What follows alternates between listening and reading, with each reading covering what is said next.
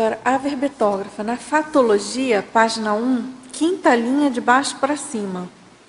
Gostaria que comentasse o equilíbrio do tripé cognição, afetividade e motricidade. Sim. A gente pode fazer um paralelo, tá? Junto com o nosso holossoma.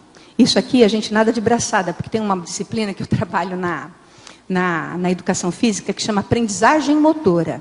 E quando você vai falar de aprendizagem, de capacidade de aquisição, de absorção de novos conhecimentos, a gente precisa de expressar o equilíbrio entre a sociabilização, a afetividade, a boa autoestima, o translado que você tem com as consciências ao seu redor, intra e extrafísica, criar e gerar dentro de nós mesmos essa capacidade de equilíbrio e de afetividade, com atenção concentrada, focada, direcionada para os seus objetivos, para as suas metas pessoais, que entra as competências mentais somáticas, e o movimento humano, a geratriz operacional do seu comportamento humano. Tripé, quando a gente trabalha, na verdade, com o holossoma, tá? Então, assim, só que, óbvio que no processo universitário a gente fala do tripé só enquanto capacidades cognitivas, afetivas e motoras. Mas a gente pode fazer uma associação muito séria com o equilíbrio holossomático. Aqui, motricidade é a sua capacidade de movimentação, né? Ela está relacionada à execução, à operacionalização, às tarefas, à execução que você pode fazer no seu cotidiano, né? Desde que você acorda até o momento que você vai dormir. Eu estou com um processo de LER, né? Principalmente no acrômio, e tenho tendinite e artrose. E o médico falou que ele não tem mais retorno isso. Quando se torna crônico, fica difícil. Eu fiquei muito tempo parada e gostaria de começar uma atividade física. Como tem alguma específica que auxilie tudo isso? Tem. Porque nem o fisioterapeuta... Como que é seu nome? Rose. Rose, eu vou te indicar para a professora Michele, porque a professora Michele vai te ajudar. Quando a dor já está muito instalada e ela é crônica, são as fisioterapeutas que vão ajudar você. Então, mas o médico falou isso e o fisioterapeuta, quando viu os exames, ele disse, não, mas você não tem problema nenhum. Eu disse, nossa, um disse que já está tão avançado e que não tem mais retorno, né? E o outro disse que eu não tenho nada. Não, é complicado. Porque assim, quando há desgaste do corpo físico devido ao esforço repetitivo, realmente a dor se torna crônica. E a gente vai carregar essa lembrança para o resto dos nossos dias intrafísicos.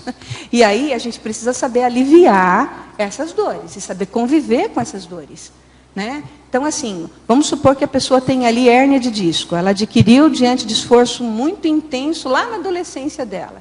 E ficou com aquela lembrança. Vai levar isso para o resto da vida. Então, ela vai ter que saber lidar com isso de forma a não sofrer consequências. Mas vai ter que saber ver o tipo de exercício que precisa fazer, a condição de fortalecimento muscular que precisa ter, os hábitos que ela precisa ter de não carregar peso, de saber como lidar com o próprio corpo, porque essa lesão vai ficar para o resto da vida. Só que a gente pode saber conviver com ela de forma tranquila, de maneira positiva. Você inclusive entendeu? Carregando peso? Não, sem carregar peso. Depois que está doído, machucou, não vai carregar mais peso. Mas eu tenho meu pai de 84 anos que eu tenho que auxiliá-lo muito, e ele é pesado, a gente tem que ajudar ele a levantar, Aí, né, assim, para ele caminhar tem vários métodos que são utilizados. Tem muita força física ali, né? E assim, eu acho que, minha percepção, tá? Você ainda não acertou o método que está te ajudando, que precisa te ajudar. Você precisa de usar um método de trabalho físico que vai te ajudar. Tá? Que às vezes não é o educador físico, porque o educador físico vai trabalhar com as articulações e com fortalecimento muscular. Por exemplo, com a professora Michele, você pode usar o método Mackenzie, que eu acho que ele vai qualificar e vai te ajudar. Mas aí você vai ter que consultar ela. Não, aí eu estou fazendo merchandising, mas você não pode, mas eu posso, Michele. Não, deixa eu só conversar um pouco sobre essa questão, não só pelo caso que você trouxe, mas porque muita gente procura, né, a gente aí que trabalha com isso por conta dessas questões de dor crônica. A dor crônica, ela é multifatorial. Ela tem vários aspectos que precisam ser considerados para ela ser abordada de uma maneira eficiente. Tanto o aspecto ocupacional, né, atividade causadora desse tipo de problema, quanto o aspecto cerebral. Porque depois de 3 meses que a pessoa tem dor, o cérebro acostuma a sentir aquela dor. Então, às vezes, mesmo a estrutura fisiológica já foi de alguma maneira abordada para ela tratar, o cérebro ainda fica mandando informações sobre aquela sensação, tá? Então tem isso também. Ou seja, o que eu quero dizer com isso? Existe a parte de tratamento funcional, fisiológico, para recuperação do tecido lesionado, e exige o hábito e a atividade que você precisa progredir para você recuperar a sua função normal.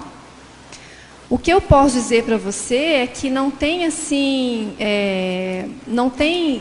a gente não pode pensar que um problema não tem cura totalmente, sabe? A não ser que você já tenha tentado de tudo que existe, né? Aí você entrega os pontos e adapta a sua vida diante daquela disfunção. Existem situações que realmente a gente chega num ponto que não tem mais, tem que entregar os pontos e conviver com aquilo. Mas se você ainda não tentou de tudo que você pode, né, tem que insistir, porque o potencial de cura do nosso corpo é muito grande.